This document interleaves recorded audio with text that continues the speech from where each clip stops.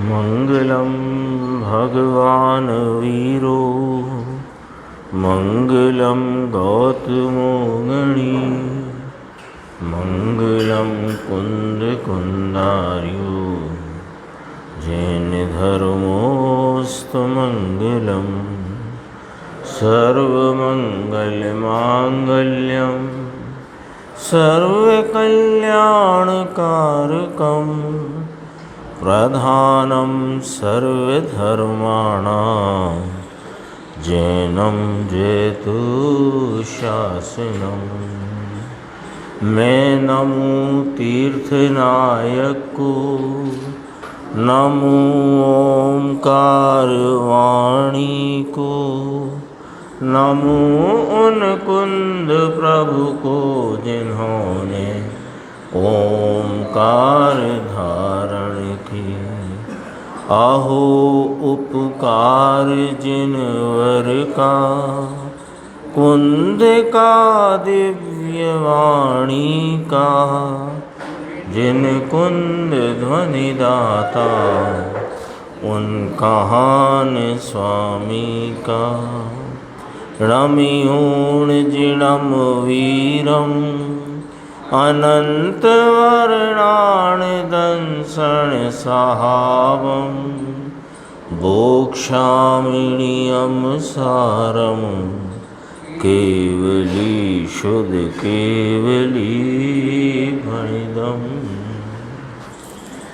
नियम सारदी परमागम ग्रंथ है और इसके परम भक्ति अधिकार की गाथा 136 के उपरांत टीकाकार मुनिराज ने श्लोक कहा है। 227 नंबर 239 पेज है। श्लोक का पाठ करते हैं। आत्मा ह्यात्मानं आत्मन्य विचलित महाशुद्ध रत्नत्रयेशमिन् नित्य निर्मुक्ति हेतौ निरूपम सहज ज्ञानदृक् शील रूपे संस्थाप्यानंद भास्व वन्निरतिशय ग्रहम चित चमत्कार भक्त्या प्राप्नोत्ययोच्चैरयं यम विगलित विपदम सिद्ध सीमंति नीशः। श्लोक का अर्थ है, गंभीर भाव है। पहली आदि पंक्ति है ना, जहाँ तक कोमा है। यह अविचलित महाशुद्ध रत्नत्रय वाला, अविचलित लिया पहला शब्द। यह अविचलित यानी जो विचलित नहीं होता, त्रिकाल ऐसे का ऐसा रहता है। एक तो ये अर्थ है अविचलित का। यह चैतन्य आत्मा जो आलम्बन भूत, श्रद्धा का विषय, ध्यान का ध्येयभूत विषय, जो मैं हूँ, जो मैं स्वयं हूँ, ऐसा वह भाव अविचलित स्वरूप है। एक बात है, बदलता नहीं, बदलता नहीं, ऐसे का ऐसा अनादि निधन त्रिकाल रहने वाला निश्चल अविचलित स्वरूप है। कौन? मैं। एक और इस चैतन्य भगवान अविचलित अचल स्वरूप का जो आलम्बन लिया, तो आलम्बन लेने से क्या प्रगटा है कि महाशुद्ध रत्नत्रय, महाशुद्ध रत्नत्रय, यह स्वयं महाशुद्ध पवित्र वस्तु जो अविचलित है, निश्चल है, सदा एक रूप रहने वाली है, जिसमें कोई बदलने का भाव नहीं, बदलता नहीं, बदलाव नहीं, ऐसा वह यह मैं, इसका आलम्बन लेने से पर्याय में प्रकट हुआ महाशुद्ध रत्नत्रय, और वह भी अविचलित है। अविचलित दोनों में लगाया। एक तो मेरा स्वरूप अविचलित, और इसके आलम्बन में प्रगटा महाशुद्ध रत्नत्रय यानी दर्शन ज्ञान चारित्र की पवित्र परिणति, आनंद की पवित्र परिणति, वह भी अचल है, वह चलायमान होती नहीं। अरे साहेब आप कैसे कहते हो, पांचवा काल भरत क्षेत्र है, अभी यहाँ पर तो वो छूट जाता है, कि छूटता उठता कुछ नहीं, जाओ। अप्रतिहत है। यह बात समय सारजी परमागम की 38वीं गाथा में आचार्य कुंद भगवान ने फरमाई है। एक बार इस अचल तत्व का आलम्बन जिसने लिया वह पर्याय अप्रतिहत है, वह अविचलित है, वो पर्याय अचल है, निश्चल है। अखंड गायक की धारावाही परिणति वह अखंड पने अनादि, ये वो सादी अनंत काल तक चलती है। हुई सो हुई। तो अभी तो प्रभु सम्यक दर्शन ही हुआ, रत्नत्रयी प्रगटाए, यहीं से वह जो है अखंड पने को प्राप्त है, यहाँ से ही। तो वो सादी अनंत काल तक तो सिद्ध दशा, अरे सिद्ध दशा की जब शादी होगी वह तब तक अनंत चलेगी। यहाँ तो अविचलित स्वरूप के आलम्बन से प्रगटी महाशुद्ध निश्चय रत्नत्रय परिणति, ये जो परिणति की जो धारा है, शुद्ध परिणति है, ये अखंड धारावाही, अखंड है, सादी अनंत काल तक चलेगी। देखो इतना ही पढ़ा अपन ने अभी। यह अविचलित महाशुद्ध रत्नत्रय वाला है। अब आगे देखते हैं। मुक्ति के हेतु भूत निरूपम सहज ज्ञान दर्शन चारित्र रूप कौन? ये मैं, यह मैं नित्य रहता। पहले अविचलित कहा था, फिर उसी को यहाँ नित्य कहा। नित्य है ना, नित्य माने सदैव रहा, नित्य माने जो सदैव रहा हुआ है वह नित्य है। तो अब देखो कैसा है, मुक्ति का हेतुभूत है। मुक्ति का हेतुभूत माने परम पूर्ण अवस्था की प्रगटता रूप जो मुक्ति है उसका कारणभूत है यह नित्य आत्मा। निरूपम है यानी इसकी कोई उपमा दूसरी है नहीं। जगत में इस मुझ चैतन्य आत्मा के सिवाय ऐसी कोई अन्य वस्तु भी नहीं कि मैं उसकी, या आचार्य भगवान मुनिराज कहते हैं कि हम जिसकी उपमा देकर कह सके कि इसके आलम्बन में महाशुद्धता होती है। बोलो, थोड़ा विचार में लो, गंभीर है ये निरूपम शब्द है। अनुपम कहो, निरूपम कहो, जिसकी नहीं है उपमा कोई, यानी आगे से मिलाना। अविचलित यह मेरा चैतन्य तत्व या मैं चैतन्य तत्व जिसके आलम्बन में महाशुद्ध महापवित्र रत्नत्रय प्रकट होता है, ऐसा वह रत्नत्रय भी अविचलित है। और उस अविचलित आत्मा जो है वह कौन है कि मुक्ति का हेतुभूत है। मुक्ति किसे कहते हैं, पहले अपने ये परिभाषाएं थोड़ी नई तरह से समझ लो। मुक्ति कर्मों से छूटने को कहना निमित्ताधीन कथन है। निमित्त की तरफ से कही जाने वाली, ज्ञान कराए जाने वाली बात है। मुक्ति माने यह अनंत गुणात्मक, अनंत सहज स्वभाव स्वरूप वस्तु आत्मा, उसके अपार सामर्थ्य रूप भावों का पर्याय में परिपूर्णता से प्रकट होना, इसका नाम मुक्ति होता है। ठीक है। तो मुक्ति का हेतुभूत माने कारणभूत है ये मैं अविचलित नित्य आत्मा। अब जरा इसको ऐसे मिलाओ, अविचलित नित्य आत्मा मुक्ति का कारणभूत है, फिर कहा निरूपम स्वरूप है। इसकी हम उपमा दे सकते नहीं। कैसे उपमा दे? ऐसी जगत में कोई दूसरी वस्तु ही नहीं कि जिसके आलम्बन में आनंद और शुद्धता प्रगटे। अरे महाराज, वे महाशुद्ध भाव को प्राप्त अनंत सिद्ध विराजते हैं, उनके आलम्बन से कि उनके आलम्बन से भी अशुद्धता प्रगटती है, शुद्धता नहीं। बोलो,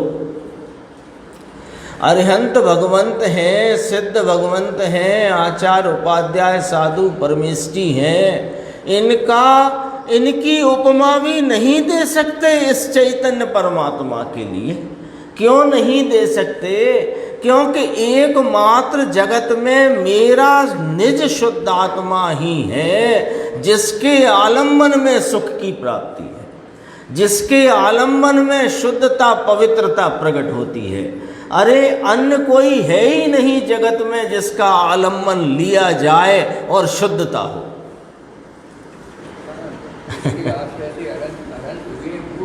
हाँ, वे हुए हैं अपने शुद्धात्मा का आलम्बन लेकर, पर उनके आलम्बन से मेरे को शुद्धता तो नहीं होती, अपितु अशुद्धता ही उत्पन्न होती है। राग उत्पन्न होता है कि नहीं?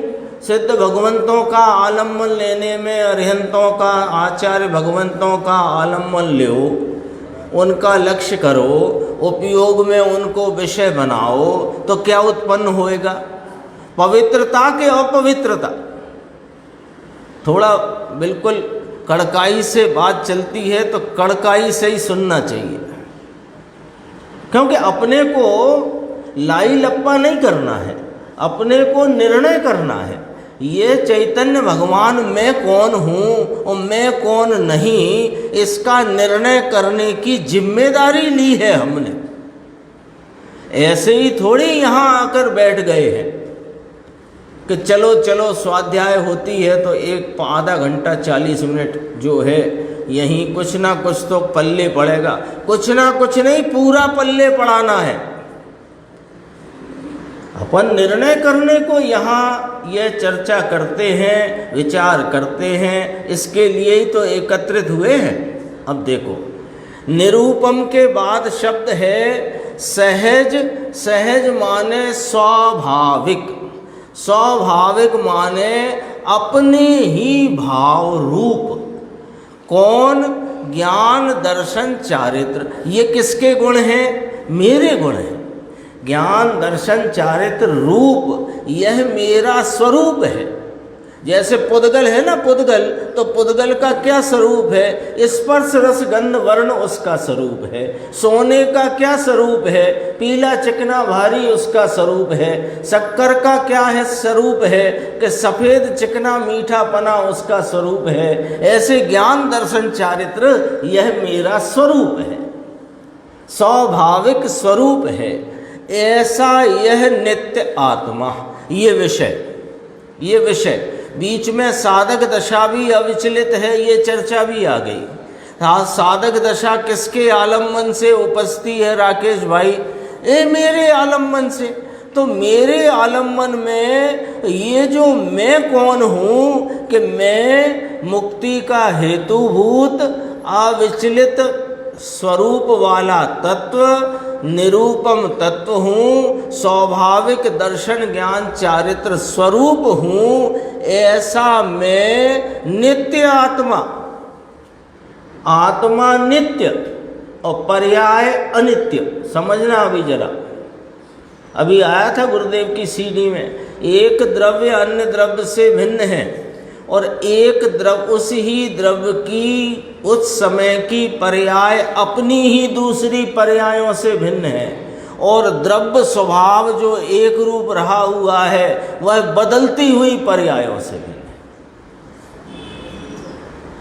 उसमें एक बहुत अच्छा आया अंत में, अब वो विषय याद आ गया। तो देखो कि ये आत्मा है ना, तो ये ज्ञाता दृष्टा है, ये ज्ञायक स्वरूप है।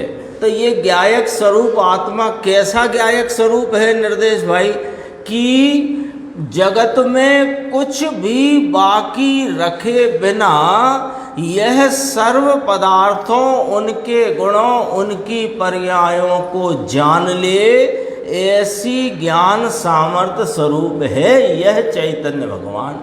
लेकिन इस चैतन्य परमात्मा की पहचान बिना, इसके भान बिना, अज्ञान अवस्था में अनादि से परिणत जीव इसने जगत में किसी को बाकी रखे बिना अध्यवसाय किया है। जगत में इसने किसी को छोड़ा नहीं जिस रूप अपने को न किया हो। अपने को कर लिया यानी अपने को उस रूप मानना, यही उस रूप अपने को करना है।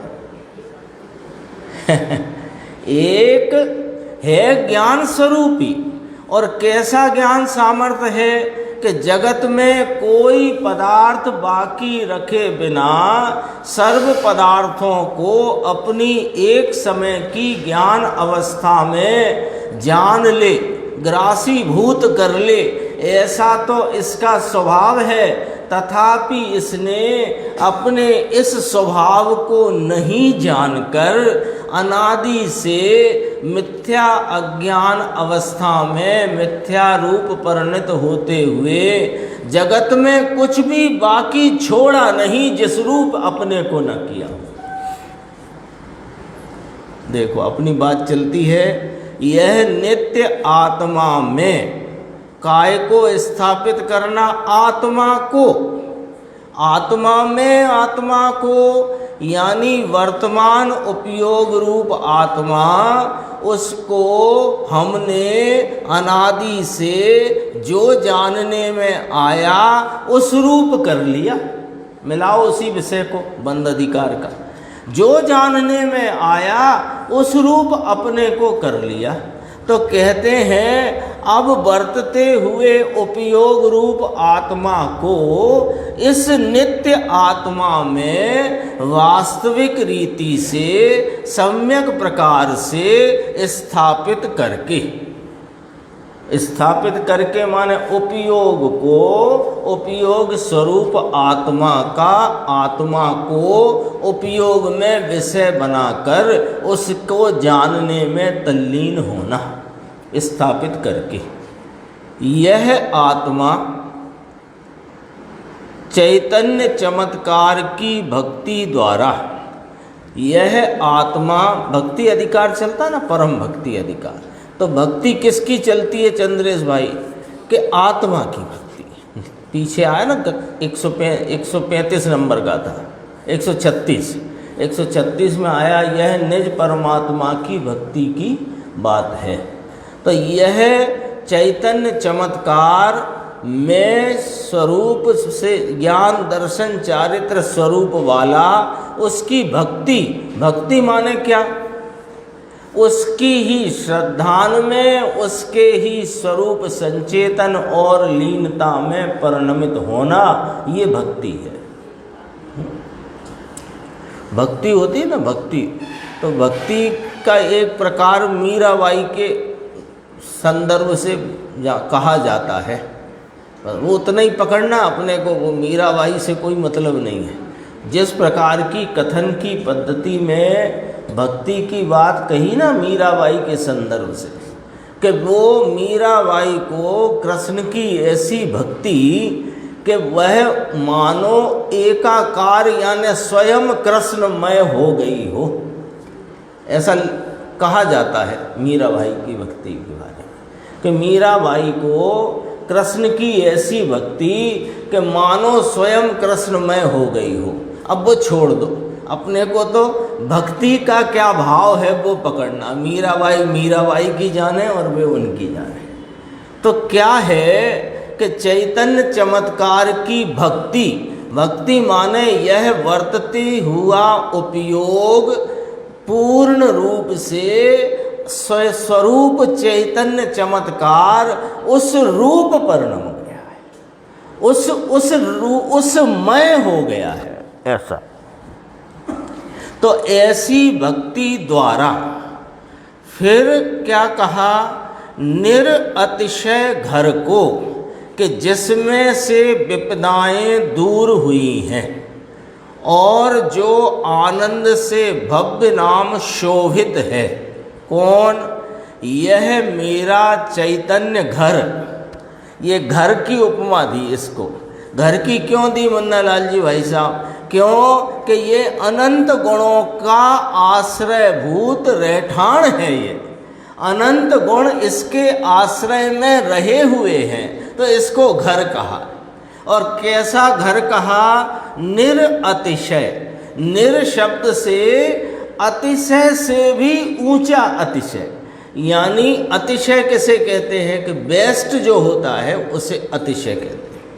अतिशय शब्द है ना, और अपन जो इंग्लिश में बोले तो बेस्ट, हिंदी में बोले तो सर्वश्रेष्ठ, ऐसा ही है ना, गुड बेटर बेस्ट श्रेष्ठ, और फिर उसमें भी सर्वश्रेष्ठ। तो सर्वश्रेष्ठ से भी ऊंचा निरतिशय। ये से नीचे तो पढ़ लो, लिखा है, जैनाथी का कोई चढ़ियातू नथी, है ना, इससे ऊंचा कुछ नहीं जगत में। जैनाथी काई कोई चढ़ियातू नथी एवा, अनुपम श्रेष्ठ अजोड़, है ना, यानी निरतिशय अतिशयता ही इसी को कहा, सर्वश्रेष्ठ भाव को। उसमें भी ऐसा कि अब इसके ऊपर कुछ नहीं, ऐसा यह अनंत गुणों का ग्रह गोदाम, है ना, गुरुदेव कहते हैं ना, अनंत शक्तियों का गोदाम, निरतिशय घर। और कैसा घर है अक्षय भाई कि जिसमें विपदाएं दूर हुई हैं, है ही नहीं। विपदाएं किसे कहा कि विपदाएं होती हैं जो क्लेश रूप हो। विपदाएं किसे कहा? क्लेश रूप। घर में सब सुख शांति हो, अचानक कोई क्लेश उत्पन्न हो जाए किसी प्रसंगवश, तो क्या कहेंगे? विपदा आन पड़ी। तो भाव पकड़ना शब्द का। तो विपदाएं जिसमें से दूर हो गई हैं, यानी कोई क्लेश इस चैतन्य भगवान की भक्ति ऐसी हुई है कि वह बरतती उपयोग की धारा, वह इसमें ऐसी लीन तल्लीन है कि इसमें कोई विपदाएं आती ही नहीं। कलश आता है निर्जराधिकार में, नहीं विपदाएं, वो इसको लिखिए ना, उसमें आता है, नहीं विपदाएं कोई स्थान जहाँ पाती। स्वभाव में नहीं, और स्वभाव की भक्ति करी तो पर्याय में भी विपदाएं नहीं। हाँ, और जो आनंद से भव्य शोभित है, ये भक्ति किससे शोभित है कि यह भक्ति आनंद से शोभित है। इसकी शोभा क्या है?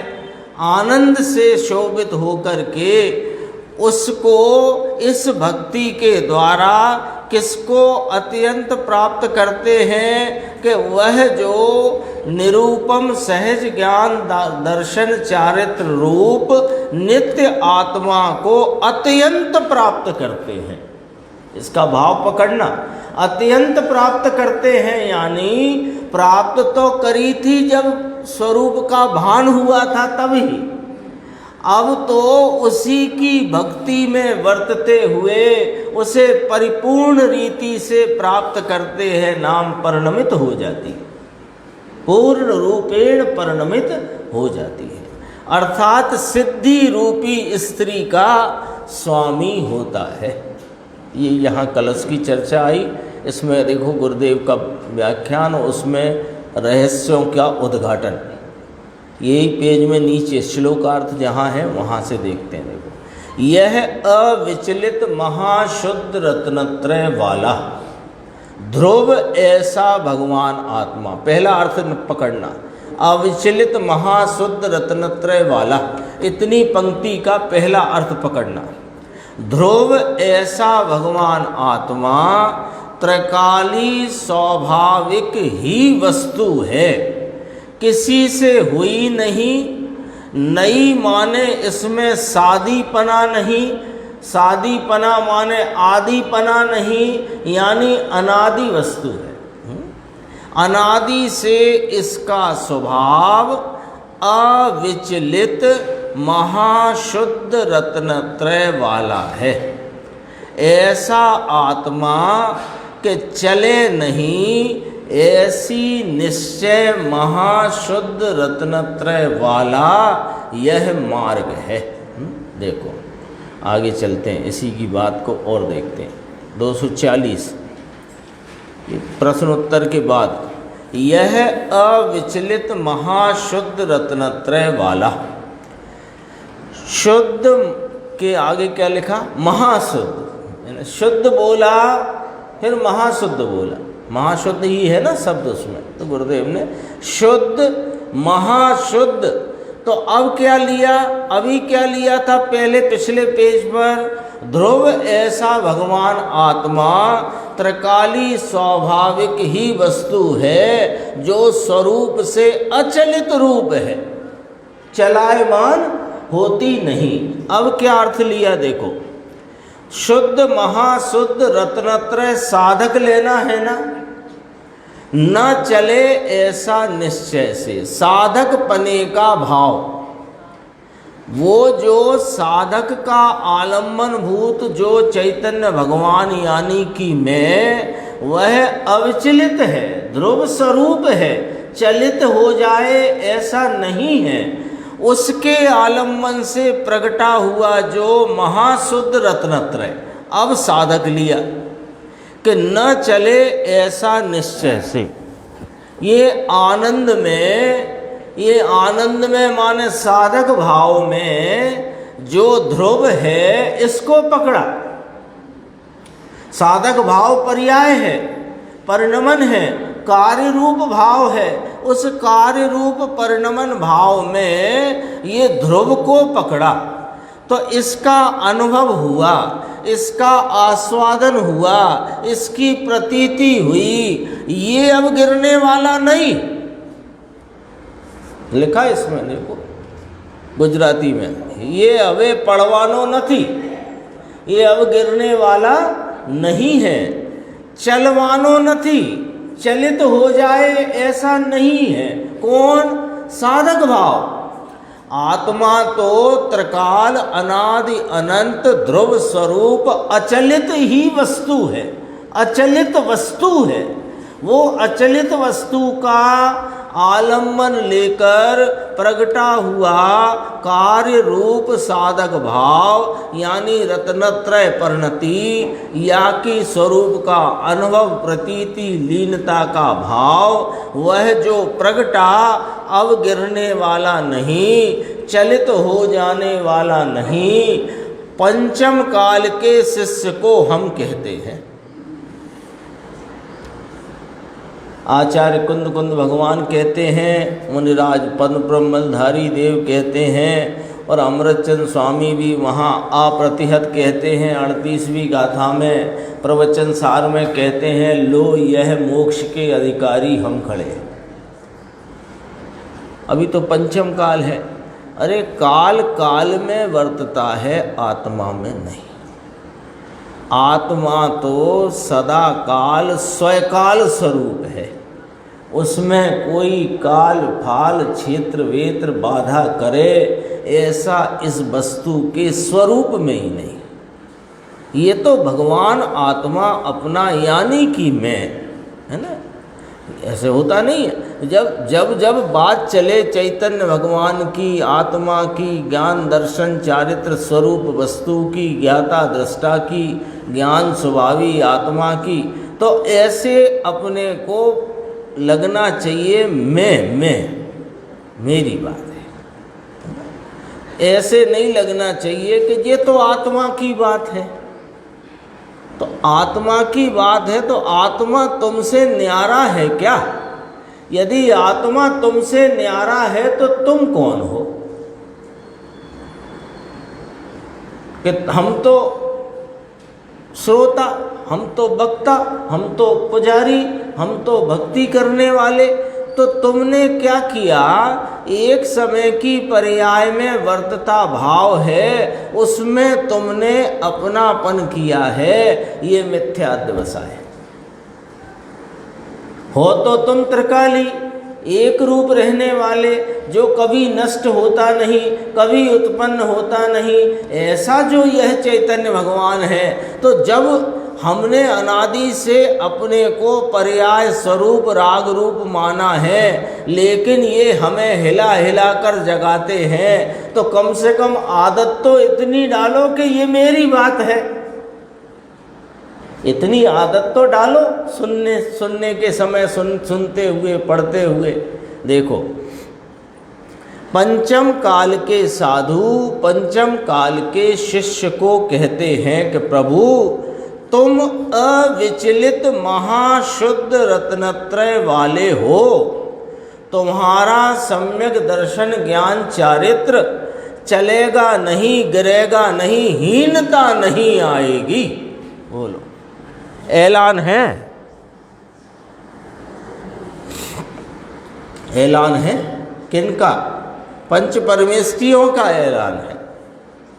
सर्वज्ञ से लेकर के और साधु तक जो पांच परमेष्ठि हैं, उनका ही ये ऐलान है कि तुम इस एक अचलित स्वरूप का आलम्बन लो, तो तुम्हारे इस आलम्बन में प्रगटी हुई सम्यक दर्शन ज्ञान चारित्र की महाशुद्ध परिणति यह चलित नहीं होगी, गिरेगी नहीं, हीनता नहीं आएगी। विश्वास तो करो। यह प्रत्यक्ष, यह शब्द है ना, यह शब्द काय का सूचक है? प्रत्यक्षता का। यह शब्द कहते हैं ना, वह और यह, अपन बोलते हैं ना भाषा, तो यह और वह कहते ही दूरी का अनुभव होता है, और यह कहते ही प्रत्यक्षता होता है ना। बोलते हैं कोई चीज़ कहाँ रखी है, वह तो बस इतना ही बोला, वह तो समझ लो कि अभी दूर की बात चलती है। और कहाँ रखी है, ये तो नज़दीकी का बात कहते हैं प्रत्यक्ष। अविचलित चलित ना होए ऐसा ध्रुव, त्रिकाली ध्रुव तो है, किंतु पर्याय में ऐसी अप्रतिहत ध्रुवता आई कि जैसा ध्रुव है ऐसी अप्रतिहत परिणति आई। अप्रतिहत तो समझ गए इस निर्देश। अप्रतिहत का क्या मतलब है? आ माने नहीं, प्रति माने वापस, हत माने गिरना। हाँ, तो जो वापस गिरता नहीं उसे अप्रतिहत कहते हैं। शास्त्र का शब्द है, तो उसका अर्थ तो पकड़ गए ना अपन अप्रतिहत का। अप्रतिहत परिणति आई। पंचम काल की बात करते हैं ये। कितने ही कहते हैं कि पंचम काल में ये होता ही नहीं है। लो, आत्मा का अनुभव पंचम काल में होता ही नहीं है। आत्मा होती है, आत्मा का अनुभव नहीं होता है। अनुभव करने वाला उपयोग होता है, और जिसका अनुभव किया जाए ऐसा उपयोग स्वरूप आत्मा होता है, लेकिन अनुभव नहीं होता है, ऐसा कहा। अभी तो शुभ योग ही होता है। अभी देखो क्या कहते हैं, यह बात बहुत ही उल्टी करते हैं, विपरीत करते हैं, ऊंधी करते हैं, मार्ग को बहुत विपरीत करते हैं। नीचे देखना, जो अगला पैराग्राफ है उसकी अंतिम दो पंक्ति, वस्तु है यह अविचलित है, इसकी प्रतीति और ज्ञान अविचलित है। अभी तक अपनी जितनी चर्चा चली गुरुदेव के व्याख्यान के संदर्भ से, उसमें ये बात, उसका सारांश कि वस्तु है आलम्बन भूत यह जो मैं, यह अविचलित है, इसकी प्रतीति और ज्ञान अविचलित है। कितने ही कहते हैं ना कि गिर जाएगा तो, अभी तो उपशम सम्यक्त होता है, और उसका तो काल ही मात्र इतना है और गिर जाएगा तो गिर जाएगा। तो जो सम्यक चाहिए कि आत्मा, आत्मा मिला ना बस। जो नहीं मिला था यानी परिणति में जो आस्वाद रूप प्रतीति रूप न हुआ था, वो आस्वाद रूप प्रतीति रूप हुआ सो हुआ। अभी तो गिर जाता है, फिर ये हो जाता है, फिर यो हो जाता है। तो भाई साहब ऐसा समझना, थोड़ा उदाहरण है टेढ़ा मेढ़ा, पहले भी कहा है कि जिनकी शादी हो रही है वर और वधू की, वे मरेंगे तो हैं, हजारों साल जिंदा तो रहेंगे नहीं। तो अब शादी का वक़्त हो, वो लगन चलती हो और वहाँ कहो अरे अब जी मर जाएंगे तो क्या किया जाएगा ऐसे मेहमान का कि उन्हें उठा करके बाहर छोड़े आया जाएगा। समझे ना? इसको कहते हैं कि मंगल उत्सव में मरण के गीत नहीं गाए जाते। जब बात अनादि से यह चैतन्य भगवान उपस्थित है, हाजरा हुजूर है, इसकी जो उपयोग परिणति वर्तमान, इसका आलम्बन लेकर इसके मधुरिम अतीन्द्रिय आनंद के स्वाद का आस्वादन करती है, वह अप्रतिहत है। वह गिर जाएगी, यूँ हो जाएगा, ऐसा हो जाएगा, ये बात हम करते ही नहीं। जाओ, ये बात देखो गुरुदेव कहते हैं ये बात यहाँ रहवा दे भाई, ये बातें यहाँ ना करो। आगे देखना, आगे जरा अपने को तौलना, अपने विचारों के कांटे पर अपने को तौलने की चर्चा आई है। 8 पंक्ति छोड़कर देखो। बाह्य चीज की अतिशयता, निरतिशय घर आया ना शब्द, निरतिशय का अपन ने अर्थ समझ लिया है। उसके ही संदर्भ से गुरुदेव सामने क्या समझाते हैं देखो। बाह्य चीज की अतिशयता, विशेषता, आश्चर्यता, विस्मयता कुछ भी देखकर वहाँ रुक गया है और ये वस्तु स्वयं पड़ी रही है। यह निरतिशय स्वरूप वस्तु, निरतिशय का अर्थ अभी समझा अपन ने। निरतिशय माने कि सर्वश्रेष्ठ ऐसी कि उससे चढ़े आता, उससे श्रेष्ठ जगत में कोई नहीं। ये मैं, मेरे से ऊंचा पदार्थ ही नहीं जगत का। तो जो ऊंची पर्याय को प्राप्त हुए हैं, वे ऊंची पर्याय को अपने ऊंचे स्वरूप के आलम्बन से हुए हैं। मैं मेरे ऊंचे स्वरूप रूप हूँ, ठीक है। तो ये निरतिशय स्वरूप, इसको तो भूल गया है। यह सर्वश्रेष्ठ जगत का सर्वोत्कृष्ट पदार्थ, यह मैं चैतन्य भगवान, इसको तो भूल गया, ये तो पड़ा रह गया। और कोई बाह्य चीज़ों की अतिशयता, विशेषता, आश्चर्यता, विस्मयता कुछ देखकर वहाँ रुक जाता है ना। इसमें नीचे कहेंगे अपन, अभी देखो विचार करते हैं। जरा कोई के किसी के घर गए और उसने बड़ा आलीशान घर बनाया और गुरुदेव की भाषा में घर बखरा, फर्नीचर भी जोरदार है। तो वो उसमें आश्चर्य, विस्मयता, उसमें विशेषता, ओहो आहा, ये देख देख करके भाई तुम इन पुद्गल की जो विनाशक पर्यायें हैं उनकी विशेषता में रुक जाते हो।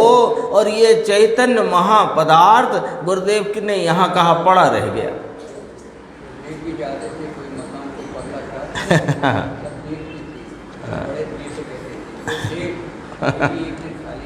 हाँ, खाली करना पड़ेगा। अभी तो उत्साह से इसमें गृह प्रवेश करते हैं तो वहाँ गुजरात में वास्तु लेना बोलते हैं, वास्तु लेते हैं।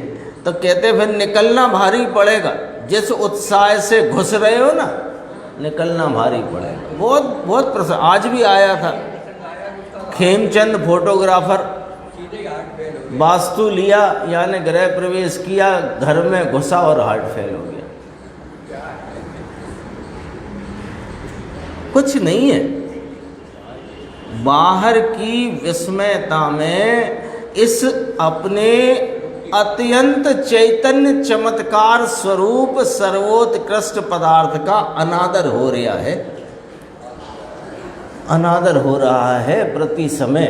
और इसके अनादर के कारण ही ये हमें परिणति में प्रकट नहीं है, क्योंकि ये तो कहता है हम तो हाजरा हुजूर बैठे हैं, जो पर्याय हमें देख ले हम तो हाजिर हो जाएंगे। लेकिन हमें बाहर देखने से फुर्सत मिले तब तो, दिक्कत तो ये है ना, जरा कुछ देखा बाहर में तो विस्मयता हो जाती है, वहीं रुक गया है। बाहर की चीज में कहीं ना कहीं विस्मयता लगती है। पैसा वैसा अपना हुआ हो तो अपना माने वह कोई कर्मोदय के निमित्त से अपने संयोग में दिखाई दे तो ठीक, दूसरे का ही देख देख के पागल हो जाता है, नहीं होता। पैसा वैसा 5 करोड़ 10 करोड़ होए तो ओहो, स्त्री कोई रूपाली मिली होए तो वहाँ ओहो, छोकरा हुआ इसका वहाँ तो ओहो हो जाता है। ये सब होता है कहीं ना कहीं इसको आत्मा को छोड़कर, यानी इन सब वस्तुओं में, उनके परिणमन में, उनकी इस विस्मयता में विस्मयता लगने से, विस्मयता क्यों कहा कि वो पर्यायों में विध विध रूपता का परिणमन है, उसमें विस्मयता लगने से आत्मा को छोड़कर दूसरी चीज में आश्चर्यता, विस्मयता, अधिकता, भासता भगवान रह गया। लो शब्द पढ़ो, ये गुरुदेव श्री क्या कहते हैं, भासता भगवान रह गया। भासता, प्रत्येक पर्याय में यह भासित हो रहा है। ज्ञान की प्रत्येक पर्याय जो जानने रूप परिणमित है आपकी, हमारी सबकी, उस जानने की पर्याय में यह ज्ञायक परमात्मा भासित हो रहा है। वो होते हुए भगवान पर लक्ष्य न करके बाह्य बहिर्मुखता में बाह्य वस्तुओं, बाह्य विषयों को विषय करके यह जो अपना भासता भगवान है, अनुभूति में प्रकट भगवान है, उसके आस्वादन से वंचित रह जाता है। क्यों? एक समय की पर्याय में रुक करके यह अधिकता भासता भगवान अंदर रह गया।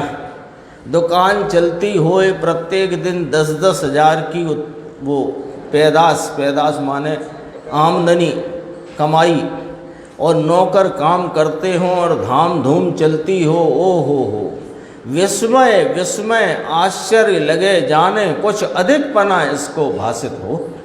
ये धूल का अधिकपना भासते भैया, प्रभु का अधिकपना नहीं भासता। एक समय का वर्तता उपयोग, उस उपयोग की बहिर्मुखता के काल में भी यह भासता भगवान वहाँ भासित रूप है, क्योंकि उपयोग की है ना पर्याय। तो उस पर्याय में यह चैतन्य परमात्मा अपने स्वरूप से वहाँ अनुभूति रूप उपस्थित है, भासता भगवान है। लेकिन ये उपयोग को बहिर्मुखता में रोक करके बाह्य विषयों को जानकर रागादि के वेदन में रुककर यह मैं हूँ ऐसी मिथ्या प्रतीति में उलझा हुआ अपने चैतन्य भगवान के आस्वादन से वंचित हो रहा है। ये कहा वास्ता भगवान। शरीर की सुंदरता कोमलता इसकी भी विस्मयता, आश्चर्यता में रुकाता प्रभु रह गया। कितनी भाषा रखी है। नीचे कहा देखो, सम्यक प्रकार से स्थापित करके, 3 पंक्ति छोड़ के, सच्ची रीति से स्थापित करके, शास्त्र का वांचन करके धारण किया, ये कोई वस्तु नहीं है। लिखा कि नहीं? शास्त्र से जान लिया मैं गायक हूँ, ज्ञान दर्शन सुख चारित्र मेरा स्वरूप है, और ये है और ये है और ये है और ये है। 11 अंग 9 पूर्व तक का भी जान लिया। ये कोई वस्तु नहीं। शास्त्र का वांचन किया, उसमें से ये धारण किया कि ऐसा आत्मा, इसमें कोई माल नहीं बाबू, ऐसा कहते हैं। ये बाहर के शास्त्र का वांचन और ज्ञान की महिमा का आश्चर्य और विस्मय जिसको लगता है, ये परमात्मा को खो बैठता है। लो सीधी सीधी बात करी है।